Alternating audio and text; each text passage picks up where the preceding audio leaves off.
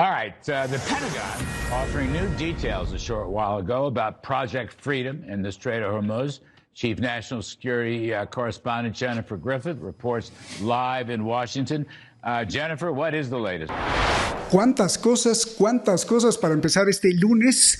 Acaban de anunciar los militares de Estados Unidos, el Pentágono prácticamente, que han eliminado, fulminado 5 o 6 lanchas del Cuerpo de Guardianes de la Revolución Islámica de Irán, es decir, 5 o 6 lanchas de estas que son militares, que son de asalto rapidísimo que tienen los iraníes en el Golfo Pérsico. Por su parte, Irán han afirmado que la Armada iraní le ha pegado a un buque de guerra de Estados Unidos. Y bueno, estamos en una guerra también de información en donde ambas partes dicen esto o el otro, y habría que confirmar. También desde Estados Unidos se informa que 2 militares estadounidenses están perdidos ahí en las aguas y que no los encuentran. Hoy vamos a hablar de cosas mucho más importantes que estas, porque estas finalmente son como los pormenores de la guerra, que sirven mucho obviamente para el escándalo y para la prensa sensacionalista, pero vamos más al fondo.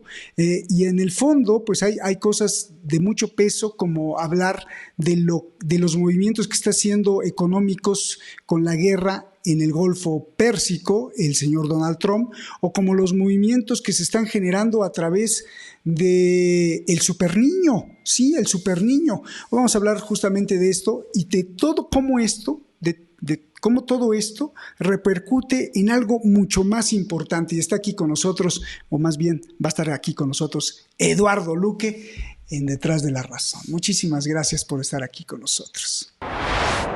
Y por si fuera poco, también el Pentágono está sopesando utilizar el arma novedosa para ellos que se llama el Black Eagle, la águila negra. Y este sería el primer misil hipersónico que Estados Unidos utilizaría en esta guerra contra Irán. Así que ya se me estaba olvidando eso. Así que comenzamos. On hypersonic missiles. It says the U.S. wants to use hypersonic missiles on Iran. Problem is, it may not work. Although it completed some successful tests in 2024, the Dark Eagle repeatedly failed to launch during other tests because of launcher and production quality issues. And an unnamed defense official told Fox News that the weapon has reached initial operational capability, but the Pentagon testing office says it won't have enough data to evaluate Dark Eagle's combat effectiveness until at least early 2027. Está con nosotros Eduardo Luque y hoy vamos a tratar un tema, yo creo que, como siempre, puntual y necesario, porque lo han preguntado mucho, los efectos de la guerra, pero no en Estados Unidos, no en Irán, sino sobre la ciudadanía, que es lo más importante, que siempre hemos abogado y estado en lucha y en denuncia para favorecer a los pueblos del mundo. Entonces, Eduardo Luque prepara el tema de hoy sobre toda esta guerra, pero con efectos sobre una persona como tú, como yo, una persona de a pie, normal, no las élites, no los gobiernos, sino la ciudadanía. Eduardo Luque, gracias por estar aquí con nosotros. Como siempre les recomiendo, busquen en El Viejo Topo los artículos de Eduardo Luque, que pues siempre son muy digeribles, muy amenos, y además uno le entiende porque escribe con una gran claridad, y eso te lo digo afuera y adentro de cámara, que no es un piropo falso. Gracias, Eduardo, y pues adelante. La carrera del petróleo parece que va camino al cielo. Me acuerdo de una serie que veía de niño que se llamaba Camino al Cielo. Eduardo, efectos de la guerra sobre nosotros. Un abrazo gigante. Adelante, te escuchamos. Un abrazo a ti, a Chadi, a la criatura y al Gracias. público que nos oye y que a veces hasta nos soporta, ¿no? Hasta nos soporta. Realmente las implicaciones que va a tener, que está ya teniendo la crisis del petróleo, sobre todo en nosotros, son obvias y evidentes, y desgraciadamente se van a acentuar más porque además, como si no tuviéramos suficiente, los meteorólogos avisan de que vamos a sufrir un escenario meteorológico terrible, sobre todo en América Latina, con el niño, pero el niño va a ser este año especialmente virulento. Así que eso trae consecuencias graves a nivel de clima y al nivel del fenómeno de la niña y el niño afecta a todo el planeta, ¿no? Así como si no tuviéramos suficientes problemas, ahora se nos anuncia esto. Lo que estamos oyendo, al continuo cambio de parecer y de frases altisonantes que estamos viendo en todos los políticos occidentales, entre ellos, lo que pretenden al final es confundir a la ciudadanía, que no sepamos qué está pasando en realidad, porque el señor Trump dice un chascarrillo, el señor Merz, canciller alemán, le responde como si estuviera enfadadísimo y dice, bueno, se han peleado, ya no se van a volver a hablar. Mentira, se vuelven a hablar y están, cuando se insultan o parece que se insultan en la televisión por una cosa, llegan a acuerdos por debajo de la mesa en otra. Lo digo por una cosa muy sencilla. Hoy, por ejemplo, se anunciaba ayer que el señor Trump iba a retirar 5.000 soldados que estaban estacionados en Alemania, ¿no? Y todo el mundo, todos los medios, llenándose de que la OTAN se muere, de que los soldados estadounidenses huyen, se van de Alemania y dejan a Alemania completamente sin protección, ¿no? Mentira. Esos 5.000 soldados los puso allí el señor Biden, el anterior presidente norteamericano, de una forma provisional. Y ahora se retiran de forma provisional. Lo que era provisional sigue siendo provisional. Pero no hay una retirada masiva de la OTAN de Alemania. Que ahí estamos viendo un breaking news de Estados Unidos, de Fox News, de que Estados Unidos acaba de eliminar 6 pequeñas lanchas de estas rápidas de la Guardia Revolucionaria de Irán. Y bueno, pues como estás describiendo siempre, Donald Trump provocando el caos, ¿no? Adelante, perdón, Eduardo. Lo curioso es que la noticia, fíjense que la noticia sale de Tel Aviv. Es decir, la verdad o lo real, que exista o no exista, vamos a dejarlo estar, pues sabemos lo que es Fox News y que el periodista está haciendo su relato desde Tel Aviv, que está un poquillo lejos del estrecho del Hormuz. ¿Y dónde? ¿Y desde dónde? Sí. Lo que quiero decir es una cosa importante. Para entender qué está pasando, hay que entender las claves profundas de lo que ocurre. No la declaración al día, o el chascarrillo, o la noticia falsificada. Vaya usted a saber si son lanchas militares o son lanchas pesqueras o se han inventado la noticia, que eso es otra realidad. Es como el día pasado comentábamos aquel atentado tan curioso que sufrió el señor Trump, que efectivamente tenemos ya muchas pistas para al menos cuestionar la naturaleza del atentado, ¿no? Pues bien, para entender lo que está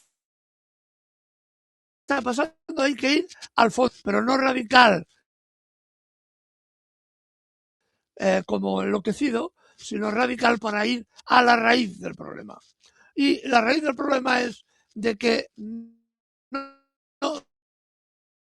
se ha producido, desde mi punto de vista, ni se va a producir, se necesita la cabeza de puente en Europa que representa el ejército norteamericano y el vasallaje de los países europeos, y eso es lo que va a sostener. Así que la primera condición es, de lo que va a pasar y de lo que vamos a sufrir, lo primero es, lo que va a pasar es fundamentalmente lo que ya estamos viviendo, pero mucho más agravado, ¿no? Lo primero que hemos de tener claro es de que en este momento, hay problemas de racionamiento de petróleo y gasolina en India, nada menos que en India, en Indonesia, en Filipinas, en Irlanda, en Francia, donde ya hay desabastecimiento de medicinas, o en Eslovenia. Son los primeros países que han caído en esta crisis del petróleo. Hemos de pensar que, de acuerdo con la Agencia Internacional de la Energía, la extracción de petróleo diario en la zona del Golfo es de unos 13 millones de barriles diarios, cuando normalmente se extraían unos 100 millones de barriles. Por lo tanto, el 13% es lo que se está extrayendo en este momento. Además de eso, hemos de pensar que por efecto de la propia geología, se van a perder entre 1 y 2 millones de barriles diarios que no se van a poder extraer, aunque la situación militar se arregle, ¿no? Lo cual representa ya una carga importante para el conjunto de petróleo a nivel mundial. Y evidentemente eso tiene repercusiones muy importantes, tanto políticas, lo hemos visto cuando Emiratos Árabes rompe con la OPEP para producir más petróleo y ganar más dinero, y evidentemente la reacción de Arabia Saudita no va a ser muy halagüeña, ni de otros países tampoco. Así que tenemos un momento que la falta de petróleo está generando, y va a generar más, enormes tensiones entre países que se verán agravadas en la misma medida en que el efecto se prolongue en el tiempo. Contra más tiempo dure el conflicto, peor será. Nos podemos encontrar con todos los datos en la mano. A este momento nos podemos encontrar que puede llegar a faltar el 40% del petróleo disponible a la venta.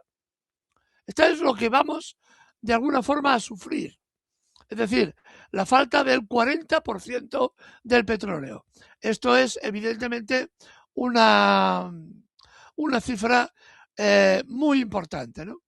Y evidentemente se calcula además que aunque la guerra acabase ahora, hoy mismo, en este mismo minuto, se tardaría entre 4 y 8 años en recuperar la producción que se había antes de la guerra, contando que las inversiones son enormes, se han de hacer enormes inversiones para poder volver a producir, ¿no? Así que este es el escenario. Podemos deducir con ello, y lo digo con absoluta claridad, que la época del petróleo barato ha acabado a nivel mundial. Estamos hablando a nivel mundial. Y eso tiene enormes implicaciones. Es más, si en el mejor escenario posible solo perdiéramos el 4% del petróleo a la venta, nos situaríamos en una crisis similar a las del 2008, por el efecto acumulado que esa falta de petróleo tiene, sobre todo sobre plásticos, sobre encarecimiento del nivel de la vida, sobre falta de producción agrícola, sobre falta de producción de gasolina, de gasoil y el encarecimiento, etcétera, etcétera. Si se pierde de forma duradera porque el conflicto dura más tiempo y se llega a perder el 40% de la producción mundial, estaríamos delante de una depresión mejor o mayor, más intensa que la del año 29. Este es el escenario que ahora mismo tenemos. Y este escenario no me lo invento yo, sino comienza a ser bastante del común de los especialistas de la zona. Y esto va a tener implicaciones políticas evidentes. Oye, pues lo pones feo, ¿no? Muy feo, porque sobre todo cuando dices que si en este momento terminara la guerra, entonces de todos modos iba a tardar en recuperarse o volver las cosas a la normalidad. Pregunta, ¿esto lo pueden aprovechar países petroleros como Brasil, como México? O sea, ¿podría ser una gran ventana de oportunidad para colocar su producto, para invertir más y poder ofrecer más al mundo? ¿Qué haría Rusia como principal productor y tenedor de las reservas también más grandes. Venezuela está desafortunadamente pues silenciada, ¿no? Por lo que pasó con Maduro y por la bota militar, o más bien la bota aplastante de Donald Trump. Háblanos de todas estas ventanas de oportunidad y qué podría hacer Venezuela además.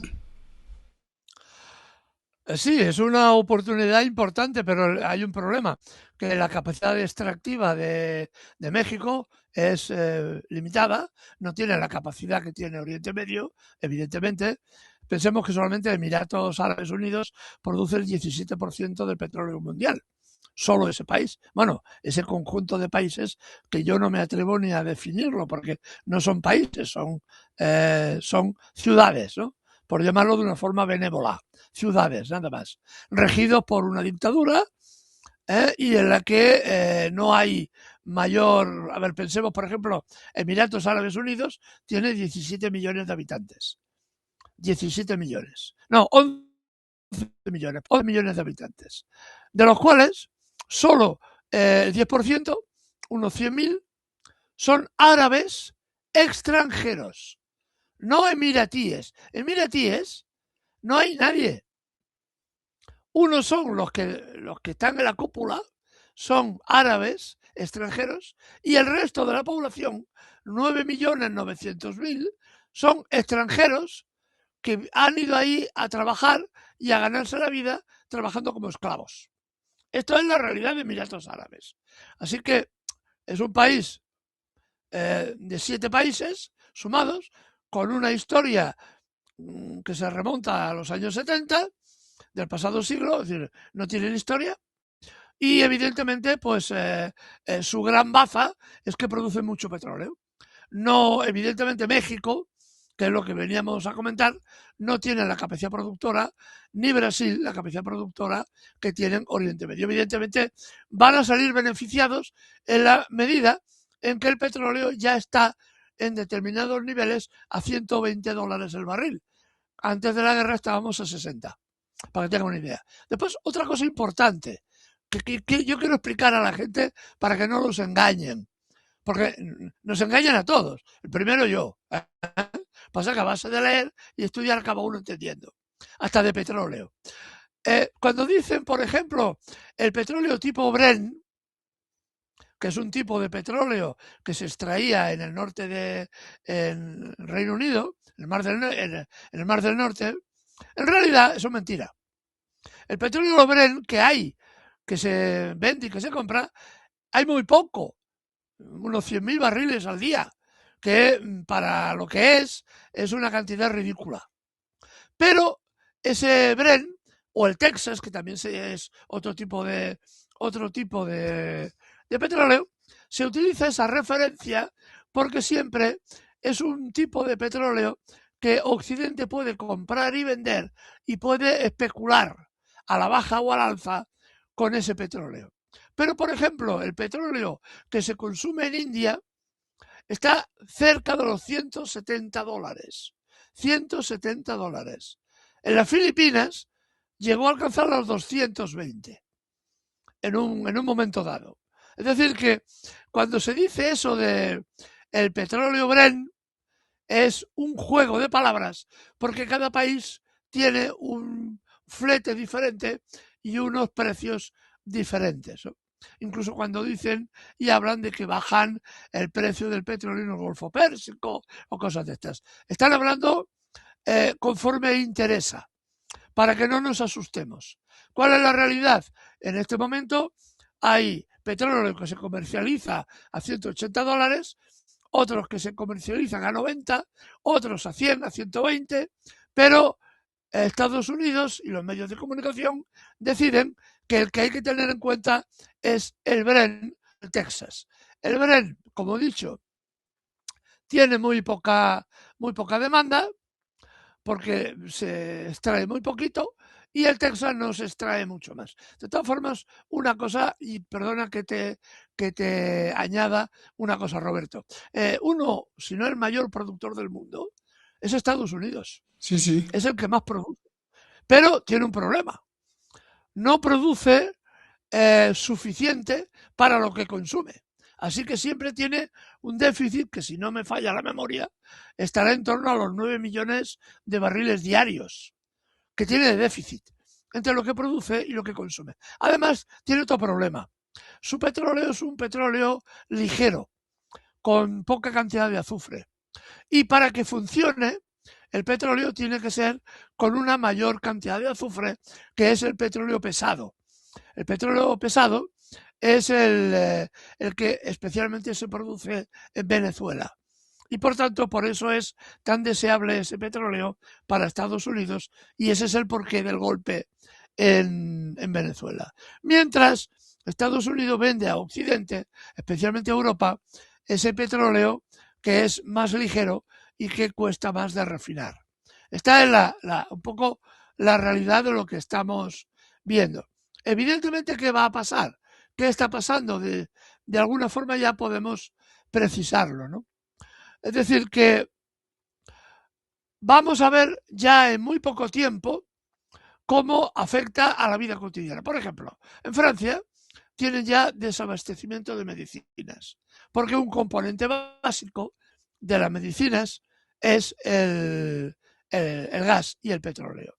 El helio, que por ejemplo se utiliza fundamentalmente para las placas de silicio, para la industria de alto componente electrónico, el helio está prácticamente paralizada su explotación, puesto que lo explotaba Qatar en territorio iraní y los iraníes también lo explotaban.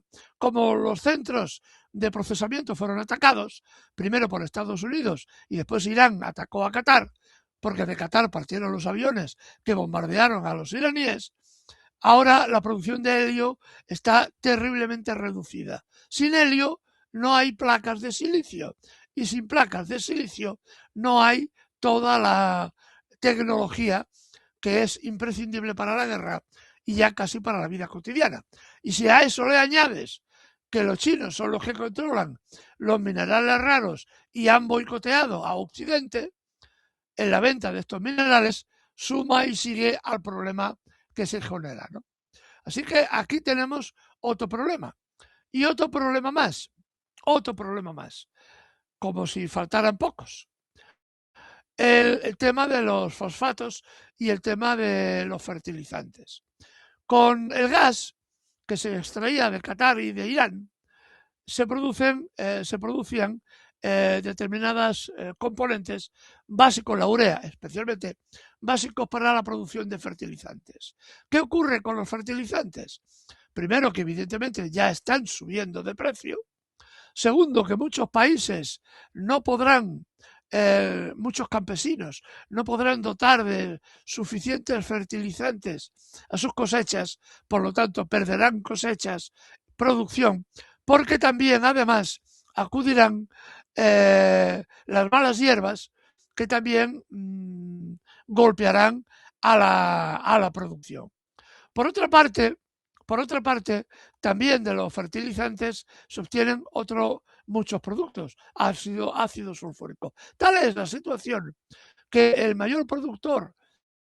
segundo mayor productor de ácido sulfúrico necesario para producir azufre, que permite que las plantas alarguen las raíces y profundicen y obtengan agua para poder crecer, el mayor productor o segundo mayor productor es China.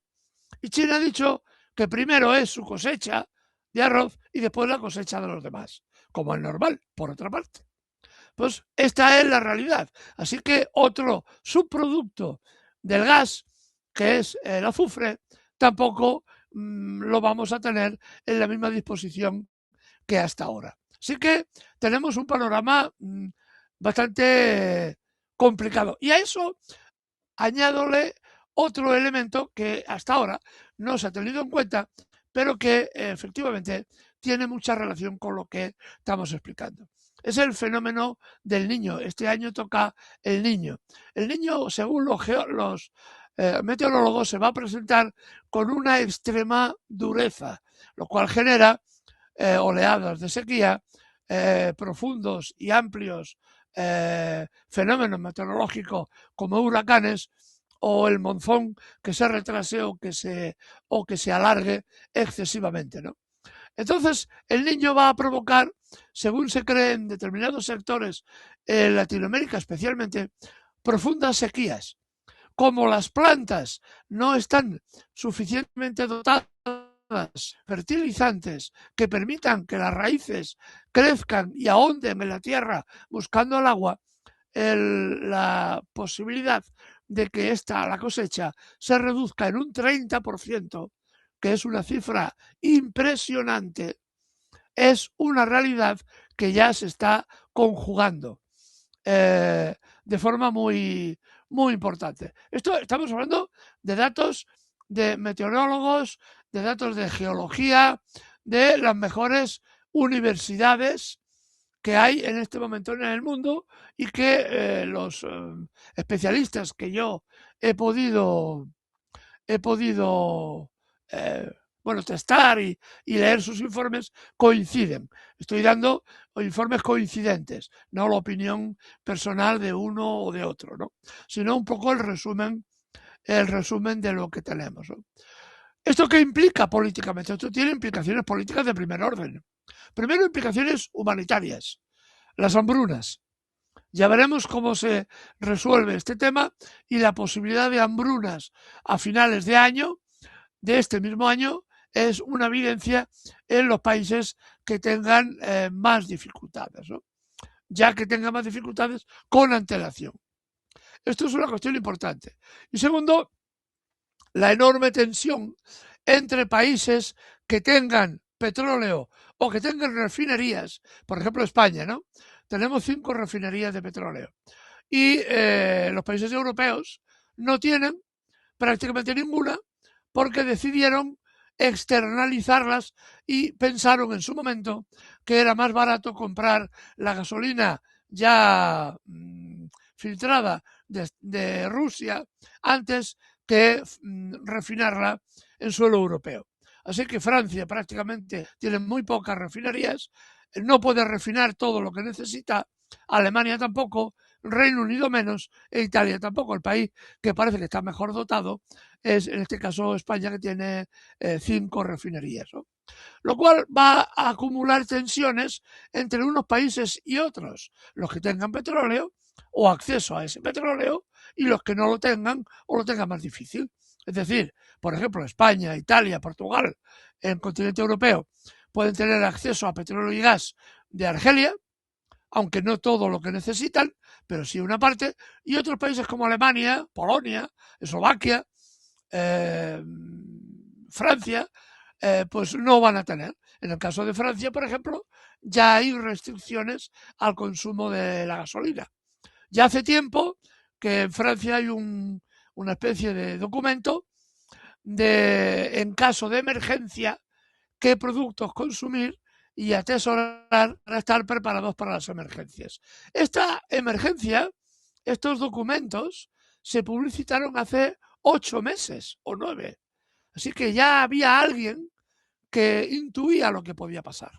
Y comenzaron a avisar a la población, que no le ha hecho, si me perdona la expresión, ni puñetero caso, a esos políticos que decían que hay que preparar comida, hay que preparar gasolina, hay que guardar.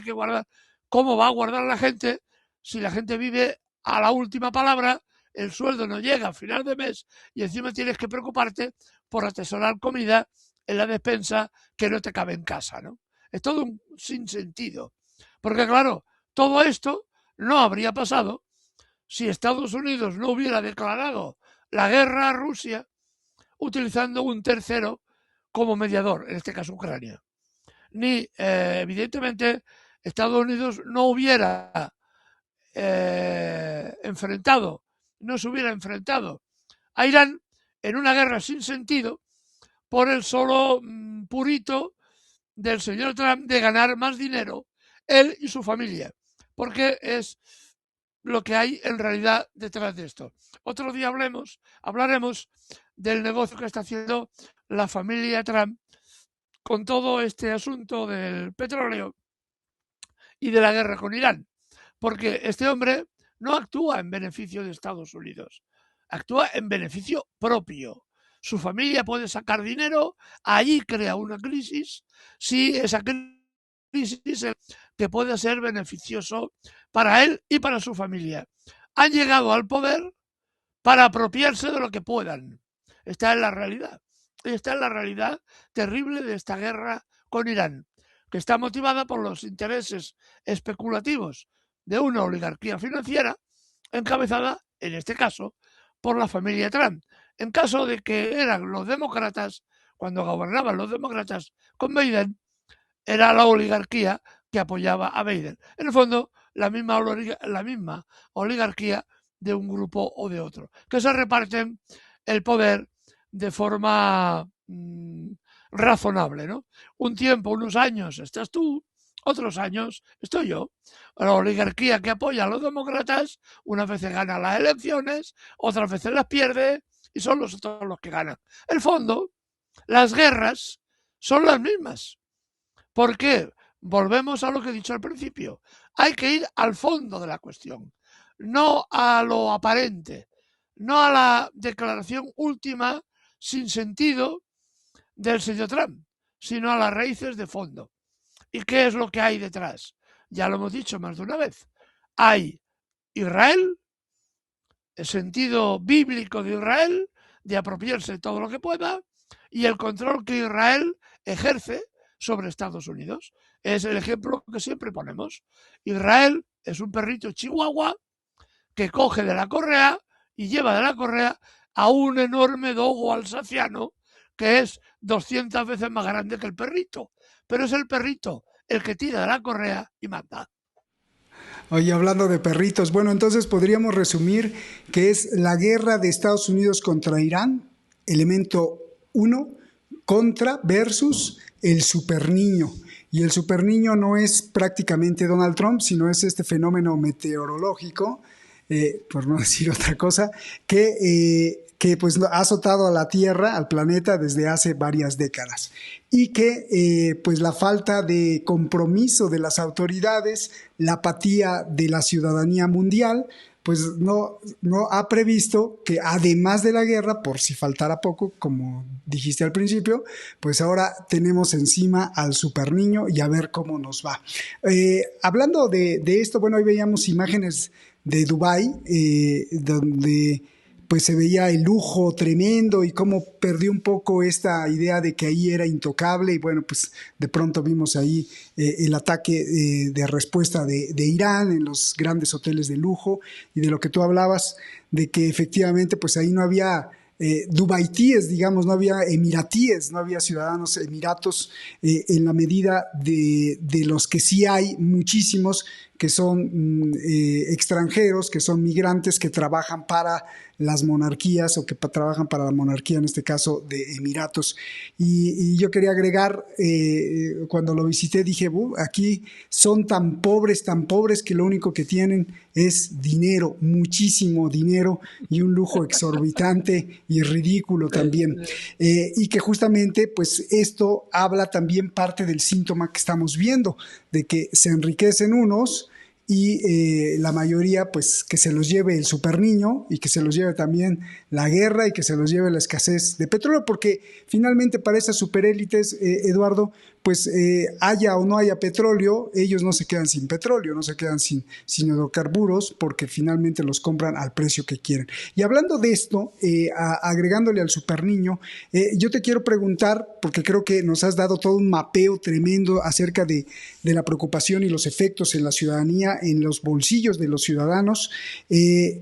Antes de que te vayas, quiero preguntarte, para agregar más a la desestabilización de la guerra impuesta por Estados Unidos contra Irán, para agregar más a las locuras de Trump, para agregarle más al fenómeno climático del superniño, pues Estados Unidos a través de Donald Trump, o Donald Trump a través de Estados Unidos, hace unas horas dijo que pues que no se preocupen, que ellos van a escoltar cada barco petrolero de los que pues ha rehusado cruzar por el estrecho de Hormuz, y que los van a acompañar ya sea para que entren a cargar o para que salgan, para evitar que se les acerquen las lanchas rápidas de los militares iraníes o los torpedos de hecho ahí estamos viendo imágenes de que el comandante del CENTCOM, del Comando Central de Estados Unidos, ha llegado, así lo ponen, ha llegado al Golfo Arábigo, que en realidad es el Golfo Pérsico, pero que desde hace tiempo ya los árabes y los estadounidenses le cambiaron el nombre y le dicen Golfo Arábigo. Bueno, que ha llegado el gran comandante del CENTCOM, del Comando Central de Estados Unidos, y que va a proteger. Y entonces con esto va a bajar otra vez el petróleo. ¿Qué onda con esto? Porque esto suena más a propaganda, pero finalmente la tregua pues se está deshaciendo, ¿no? Y va a haber otra vez disparos y a ver, este es creo que un punto muy importante, Eduardo. Sí, la guerra está servida. Yo hago este pronóstico, la guerra está servida, es decir, se reanudará el conflicto en un momento dado u otro. Lo que está haciendo nuevamente el señor Trump, ahora lo llama, si no me falla la memoria, Operación Libertad, algo así lo llama. El hecho de querer escoltar los barcos cargueros con las Fuerzas Armadas de Estados Unidos, meterse en el estrecho, 40 kilómetros, recordemos que tiene 40 kilómetros de ancho, 2 vías, babor y estribor, y evidentemente... ¿me oyes, Roberto? Te escucho perfecto, sí. Vale. Pensé que, es decir, una muy estrecha, plagada de minas, plagada de misiles, plagada de artillería de todo tipo, y están esperando. Los iraníes hace ya varias décadas que están preparando toda la zona para convertirla en una trampa. Es un suicidio. Así que nuevamente tenemos al señor Trump diciendo por 40ª vez, me parece que es ya, que va la 40ª vez, que dice que A, la guerra está ganada, B, la guerra está terminada. Ni está ganada, ni está terminada, y los hechos así lo demuestran. Esta es la realidad. Pero bueno, volvemos a lo mismo. El señor Trump tiene que sacar un tuit para hacer subir el precio del petróleo o hacerlo bajar en función de sus intereses, y a partir de eso pues hacer nuevos negocios. Porque lo que es evidente que el señor Trump hace unas declaraciones u otras en función de las inversiones que hacen sus amigos o sus propios familiares en el negocio del petróleo. Nadie como él tiene información privilegiada de cuándo va a decir una broma para hacer bajar el precio o cuándo va a decir una insensatez para hacerlo subir y ganar dinero en este intermedio. Así que esta es la realidad. Poco caso hay que hacer. Lo único que hay que hacer es ver realmente los procesos que se dan, y es muy señalado que Israel ha recibido enormes cantidades de armamento procedente de Estados Unidos. Ese armamento evidentemente se va a usar para un nuevo intento de invasión del Líbano, aunque el intento que ha llevado a cabo el régimen de Israel y su ejército ha sido un fracaso terrible. Los propios diarios israelitas lo reconocían, que en uno de los combates en el sur del Líbano, en el norte de Israel, sur del Líbano, habían sido destruidos 14 carros de combate en 20 minutos. Nunca como entonces, como ahora, el ejército de Israel ha tenido tantas bajas en tan poco tiempo. Y evidentemente ha sido un golpe muy importante al ejército israelí. Ahora intentan recuperarlo, intentan rearmarlo de nuevo para iniciar nuevamente la guerra en el Líbano y evidentemente la guerra en Irán. Así que, desgraciadamente, tenemos todos los elementos para decir que volvemos, el señor Trump, incapaz de rendirse, vuelve a pegarle una patada al balón y tirarlo hacia adelante. Lo cual, en general, si desgraciadamente se produce este fenómeno, enormes problemas mucho más importantes que lo que ahora estamos viendo. Porque evidentemente, de cumplirse lo que dice Irán, los primeros que serán golpeados serán los Emiratos y los países de los cuales salgan los aviones para atacar a Irán, ¿no?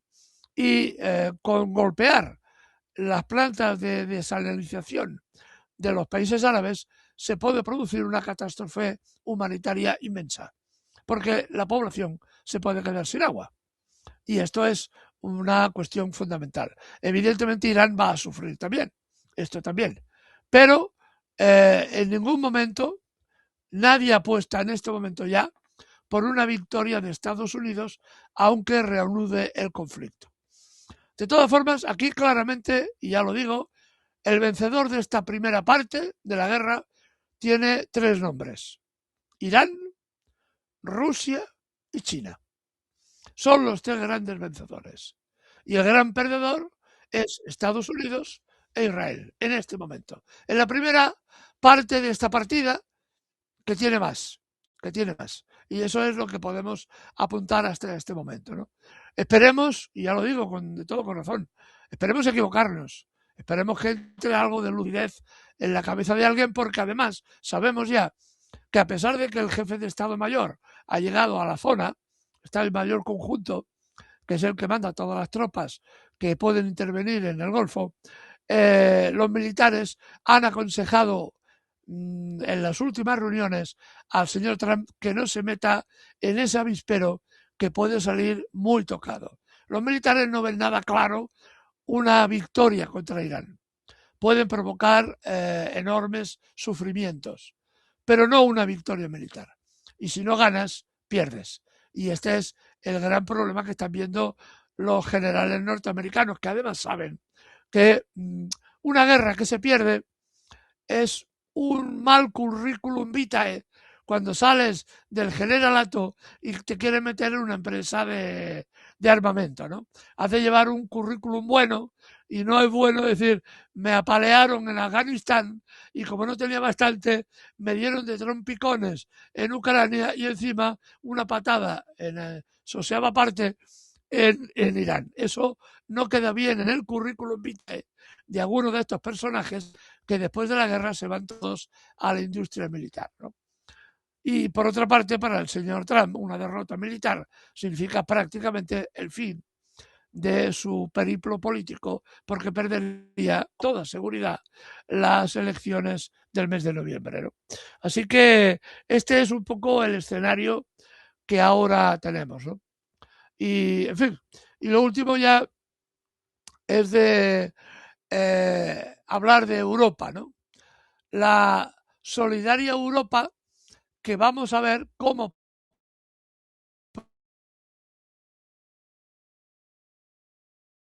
progresa.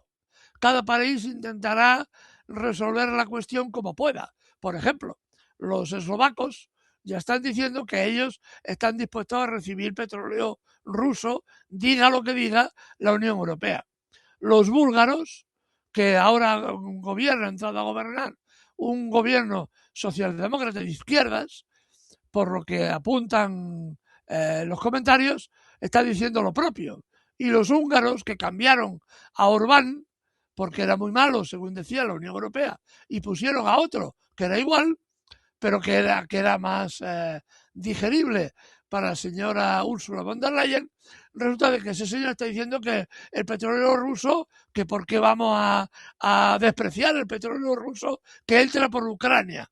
Es decir, que el lío es morrocotudo. Fíjense, petróleo ruso que sale de Rusia, obviamente, entra en Ucrania a través de un gasoducto o oleoducto y que llega al centro de Europa. Y que todos se nutren de ese petróleo, aunque hayan sancionado a Rusia. ¿Alguien me lo puede explicar? Porque es de difícil comprensión. Pues es bueno, cuando dice Eduardo que alguien se lo puede explicar, es una ironía porque ya lo explicó, pero es para el enriquecimiento de unos cuantos. Ahí estamos viendo que Fox News también dice que el Pentágono sopesa el uso por primera vez de un arma hipersónica en la guerra contra Irán, el famoso Dark Eagle, la águila negra. Así que, bueno, pues esto como si fuera poco, pues meterle más leña al fuego, como diría mi abuela. Por otra parte, hay 2 militares también desaparecidos ahí en las aguas del Golfo Pérsico, que no saben bien a bien dónde. ¿Qué guerra de desinformación, querido Eduardo? Pues creo que has ilustrado todo el artículo que seguramente vas a publicar en El Viejo Topo y que pues nos deja con un mapa clarísimo. Como dices, para entender las cosas no hay más que entender las causas y sobre todo en esta guerra que estamos viendo. ¿Qué se nos va? ¿Qué falta? Y si no, pues ciérrate con la cereza del pastel, una palabrita y nos vamos. Creo que ha sido bastante copioso, ameno y muy aclarativa las cosas o el tópico que has tocado. Muchas gracias, Eduardo. Bueno, yo la frase que querría, bueno, en todo caso, una reflexión de 30 segundos, ¿no? Y que viene al hilo de lo que hemos dicho al principio, ¿no? Todo esto nos afecta directamente.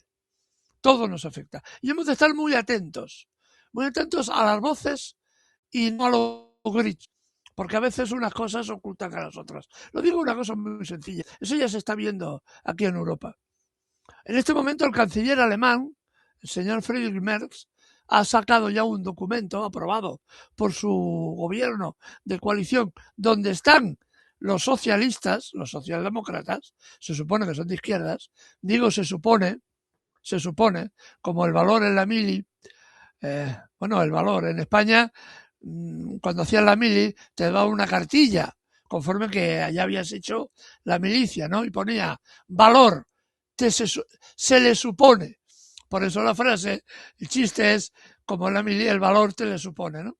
Pues bien, el señor Merz ya ha dicho y ha aprobado que a partir de ahora hasta el año que viene, no, 2 años, será el 26, 27 y comienzos del 28, va a reducir el presupuesto de pensiones, de pensiones y el de enseñanza y sobre todo en sanidad en 38.600 millones de euros, 40.000 millones de euros en cifras redondas. ¿Y a qué lo va a dedicar? A la guerra. Esta es lo que va a hacer el señor Merz. Y cuando el señor Merz, que es la cabeza de Europa, por aquello de la potencia industrial alemana, dice una cosa, Europa sigue saltando detrás. Este es el problema. Que esto de la guerra y esto de las inversiones implica recortes en pensiones, recortes en sanidad, recortes de todo tipo. Cuando los presupuestos militares se expanden, los presupuestos sociales se contraen. Esta es la realidad. Por tanto, hemos de estar muy atentos en todos estos países que hablan de forma tan frívola. Vamos a aumentar el esfuerzo militar, ¿no? Cuando realmente el esfuerzo militar lo único que hace es reducir los beneficios sociales y el estado del bienestar. A este personaje que ahora tenemos aquí en pantalla, Friedrich Merz, recordemos una cosa importante que no hemos de olvidar. Este hombre no gobierna para Alemania ni para los alemanes. Este señor era el CEO, es decir, un dirigente de altísimo nivel de BlackRock, el mayor fondo de pensiones y de inversión del mundo, o el segundo. Y a él se debe. BlackRock le pagó la campaña electoral, lo puso en el estrado para que hiciera lo que BlackRock decide. ¿Qué es lo que decide BlackRock? BlackRock resulta de que ha invertido enormes cantidades en Ucrania y ahora quiere recuperarlas. Y no quiere perder ese dinero.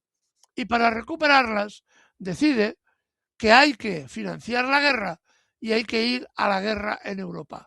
Y esto es lo que está preparando el señor Merz en este momento.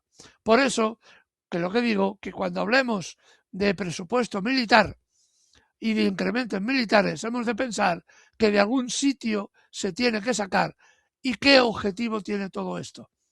Esto hablaremos con más calma la próxima semana porque las noticias sobre este tema se acumulan, ¿no? Y hoy no da el programa para más. Ya hemos hablado mucho.